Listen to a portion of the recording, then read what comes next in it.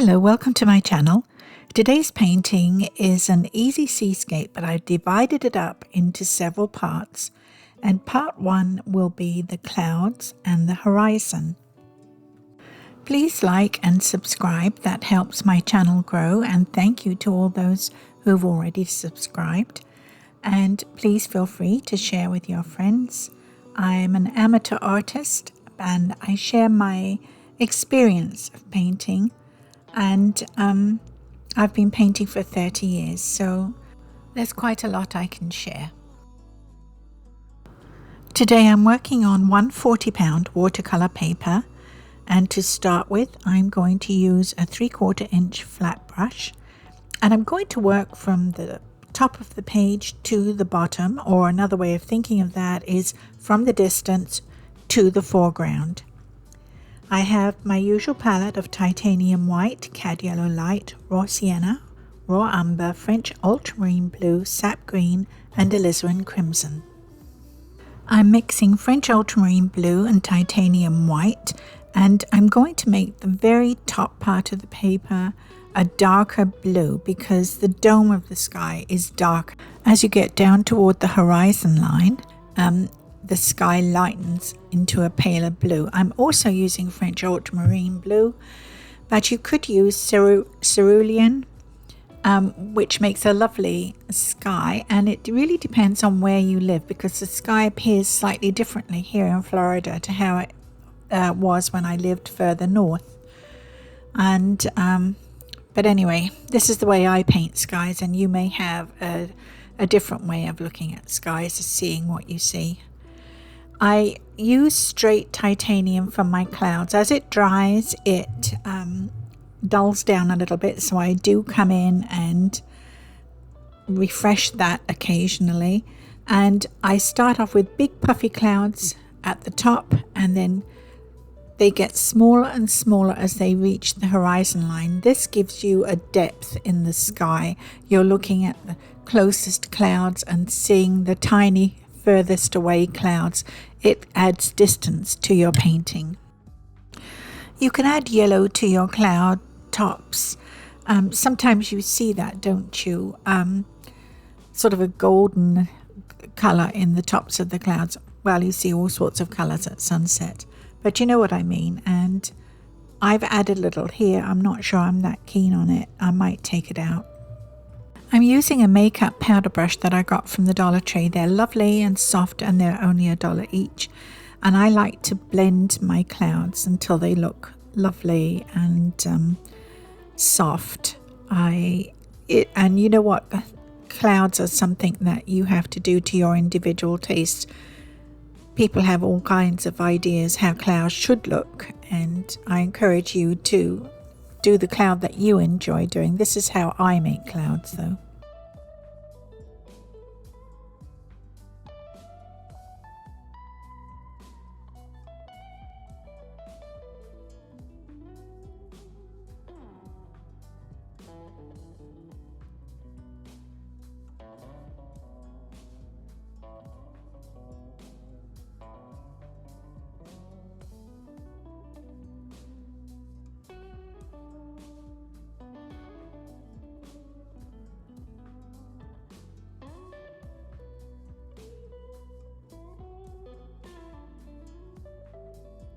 I have a number of these powder brushes because you can only use them once. Once you've blended something, then you've got paint on that brush. You can't really blend anything else. So I have a number of them, as I say.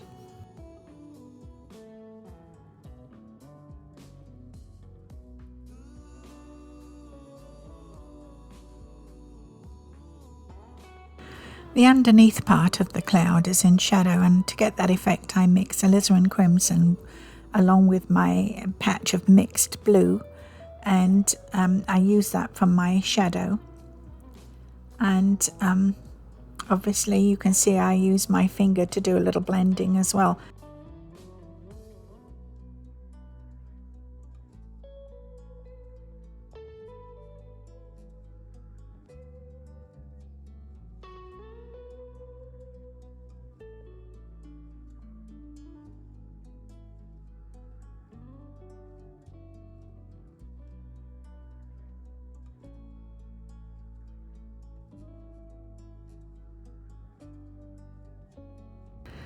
Did I say I'm using acrylic paint, and it dries quite quickly, so when you're blending you want to be fairly smart about doing that before the paint dries.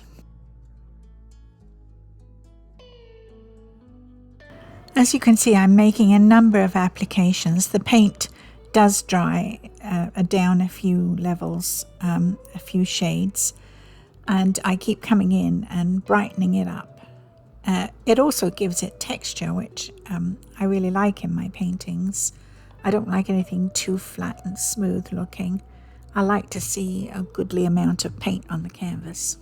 Not everyone does. Some people like texture, some people like their paintings smooth. It's personal taste, really.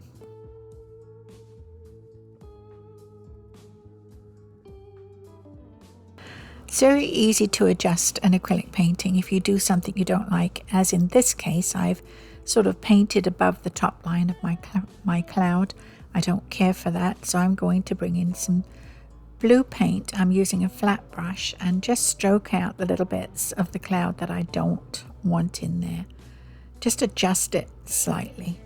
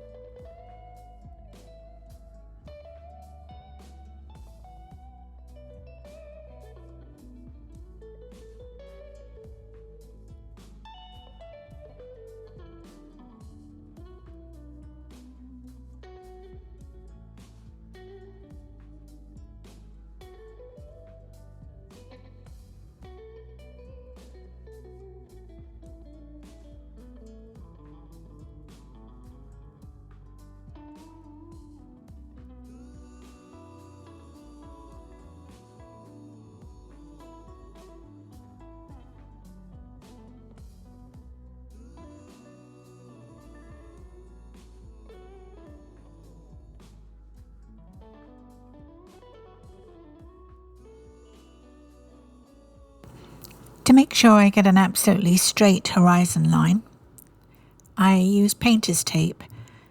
You can measure it. I'm not that detailed, I suppose. I just eyeball it and I put it above the bottom of the blue sky so that I blend in that very bottom bit of the blue sky into my sea. You can't have water with a line or a hill in it, which is why I use the painter's tape.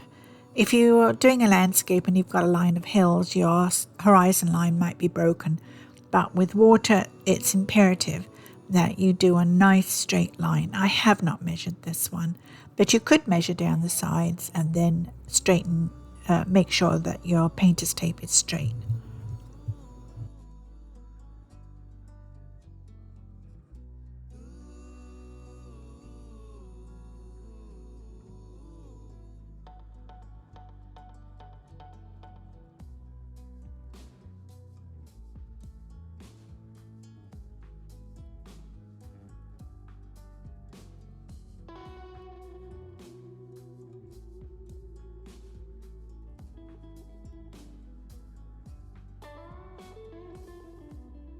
I like a contrast between the sky and the water, so I'm making the horizon line quite dark. I'm adding sap green to the blue. That's a little too green, so I'm going to add some blue to that. And I'm mixing the sap green into my puddle of blues. I don't make a fresh mixture. The clouds themselves cast shadows over the water, and you'll see when you look at the ocean, you'll see where there's a darker patch and then a sunlit patch. So I'm trying to get that effect on the water as well.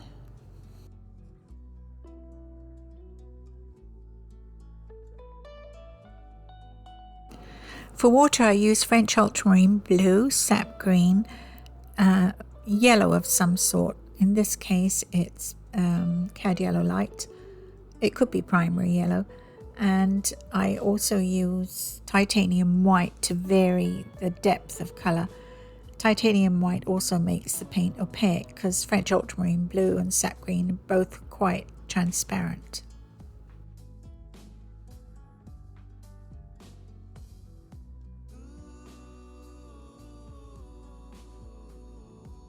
Which can be actually an asset in some areas when you're doing the water as it gets closer to you. You can put it over the yellow sand and it will look transparent. Depending on where you live, if you're on a coastline, the water can look quite different. It's quite different up north from, say, Florida, where I live now, which is quite turquoise in colour, and different again from where I grew up on the North Sea, which is quite a dark green sea. I'm using a liner brush and some titanium white to make little curved lines, not quite a U, just a sort of little dippy line to indicate wavelets in the distance. They don't want to be too big because they are in the distance, and they might be a little bit too bright, so I'll probably go over them with another brush.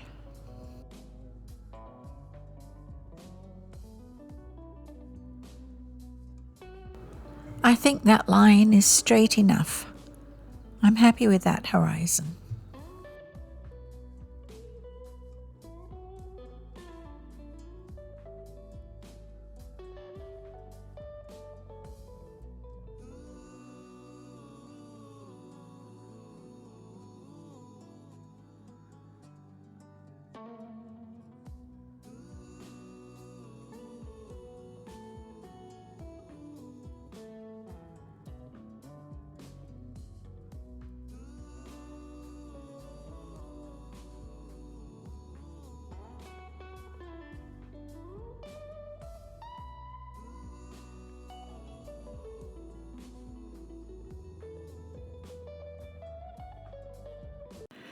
I've mixed in some yellow and I'm going to draw the line where the breaking wave will be, and I'll show you that in the next video.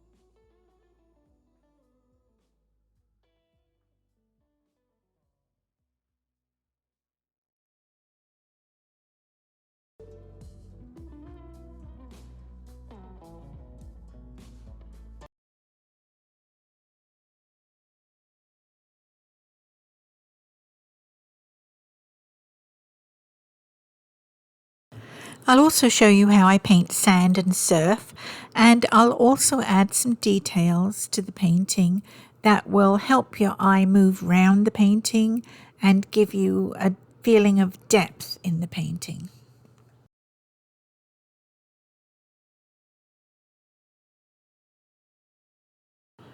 Well, that's it for part 1.